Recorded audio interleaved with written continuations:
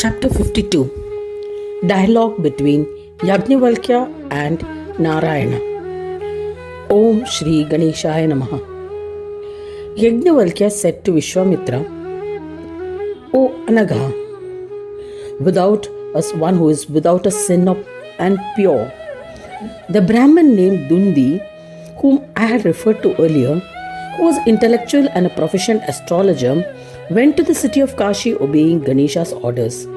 He enchanted the entire city in a moment. Following him, Vishnu, as Buddha, corrupted the city. Dundi advised Divodasa to renounce the kingdom of Kashi. He obeyed and adopted Buddhism and waited for the darshan of Shiva. Dundi and Vishnu invited Shiva. Shiva first went to meet Ganapa and performed his complete puja. He made Ganapa a resident to Kashi. Thereafter, Shiva along with Devaganas and Rishiganas arrived at Kashi. Kashi paid obeisance at the feet of Vignapa and Shiva. The Devas and Rishiganas stayed happily and occupied their respective positions. Thereafter, Shankara granted moksha to Divodasa. In reality, he desired liberation, but had accepted the kingship at the insistence of Brahma, as Kashi was facing a calamity. Ganesha said to Shankara, I have handed over Kashi to you. I have ensured appropriateness in Kashi. O Mahadeva, now I shall return to my beloved abode. O Shiva, whenever you remember me, I shall manifest. O Muni, saying this, in the presence of the Lord, Gajanana along with Dundi disappeared. Thereafter, Vishwanatha himself endeavored to make an idol of Dundi and in the presence of the Brahmins and Devas installed it. They performed its puja as ordained in the Vedas. They prostrated and circumambulated the idol. Vishwesha, the Lord of the universe, spoke to all present. Listen to an important advice. I will be truly pleased with those who worship Dundi first and follow it with my puja. I shall grant enjoyment and liberation to such devotees. Else they will not earn any rewards. Vakratunda is the one who bestows merits of residing in Kashi. I have searched for the enigma of all the Devas and other scriptures, but the Lord Brahmanaspati is its origin and have experienced this realization in my heart.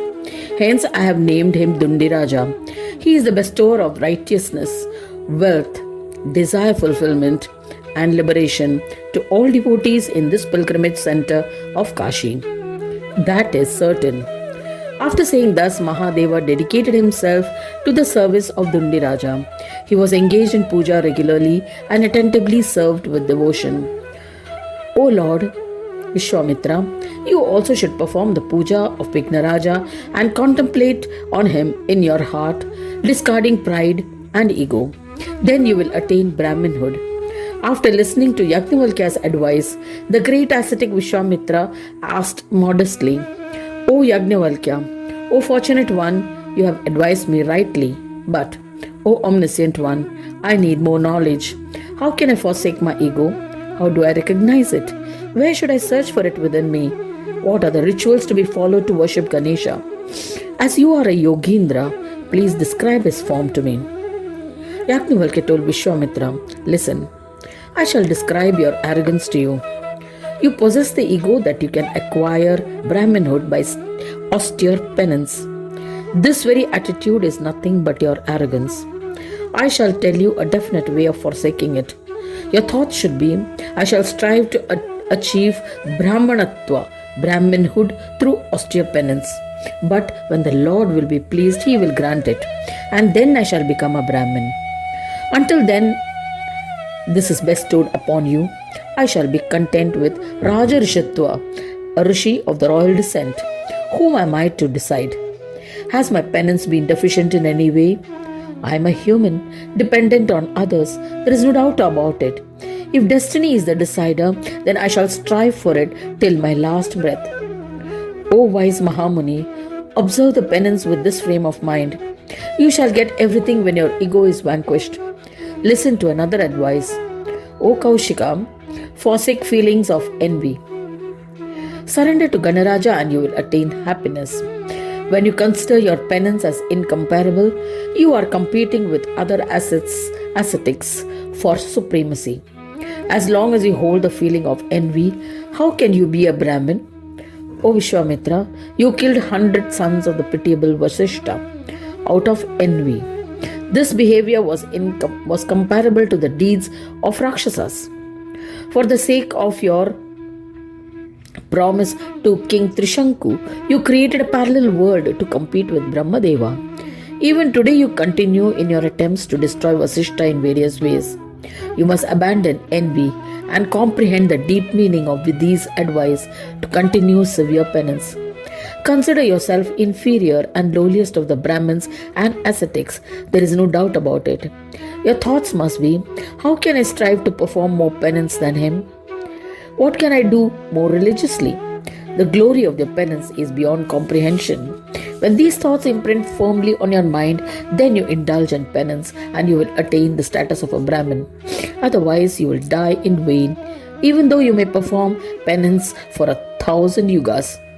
O Brahmin, you are a Rajarishi. Bow to everyone with humility and devotion by accepting this fact.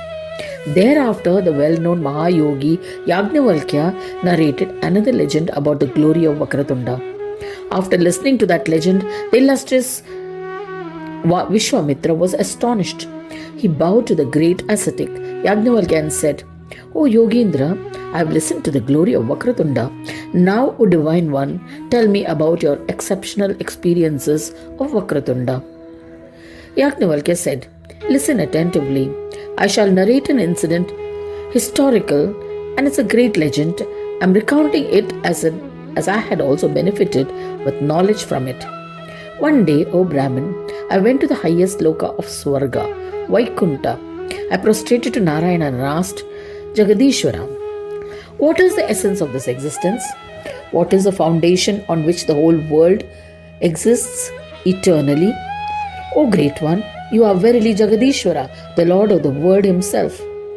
It appears that everything that exists is a result of your support. So, please elucidate the truth. Thus ends the 52nd chapter titled Dialogue between Yagnavalkya and Narayana in the first khanda of the Puran Upanishad, Srimad Mudgal Puran, describing the legend of Vakratunda, dedicated to Sri Gajanana. End of chapter 52.